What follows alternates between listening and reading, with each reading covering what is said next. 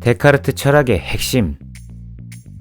도발적으로 묻습니다. 당신은 있습니까? 없습니까? 말도 안 되는 질문일까요? 어떻게 제 존재를 확신하시죠? 그 근거는 무엇입니까? 이런 철학적 질문은 당혹스럽되 궁금합니다. 인간이 존재에 민첩하게 반응하는 탓이지요. 데카르트를 통해 이 당혹스럽고도 궁금한 존재의 핵심 질문을 톱봐 봅니다.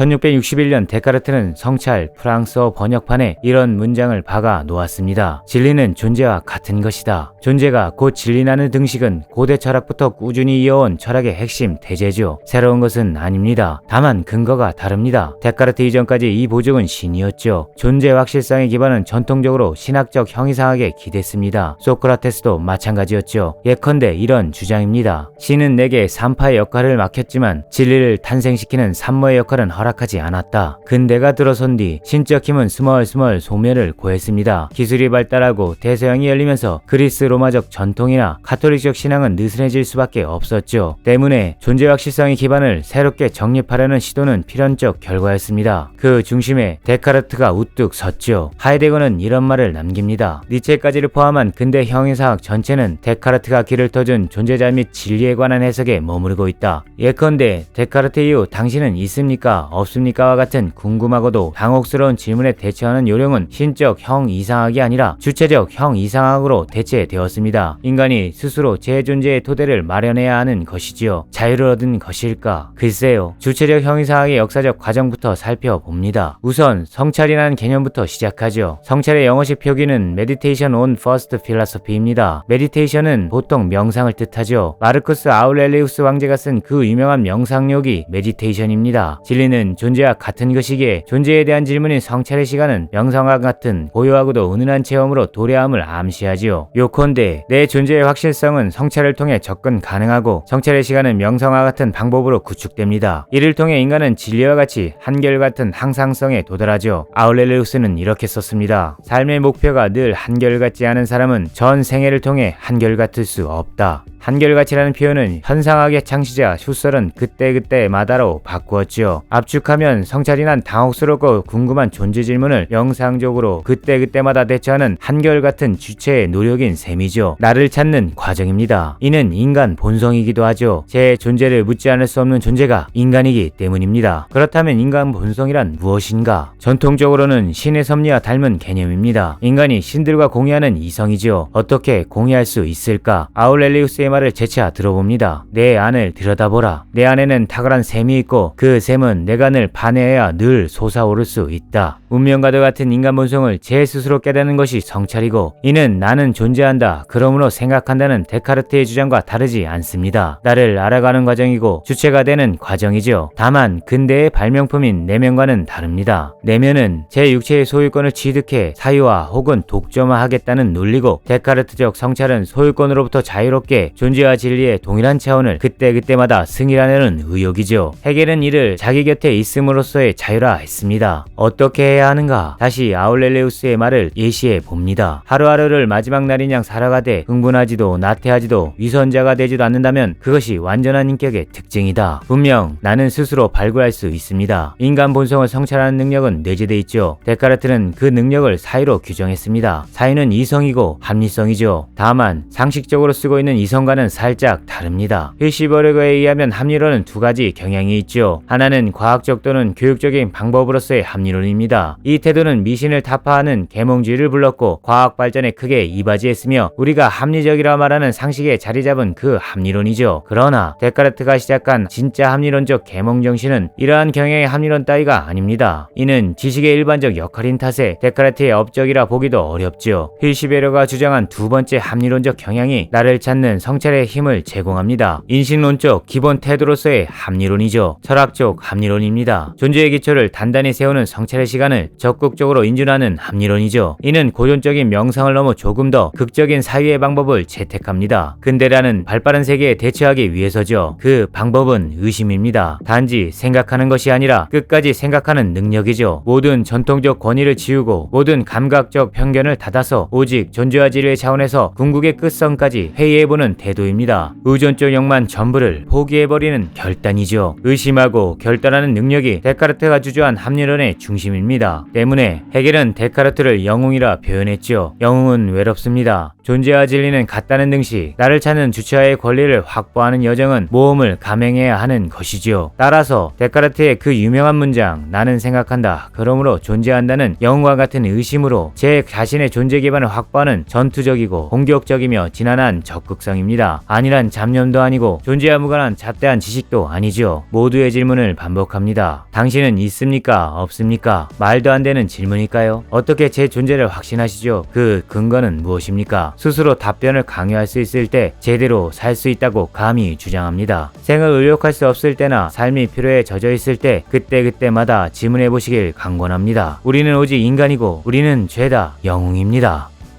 안녕. Paper Renaissance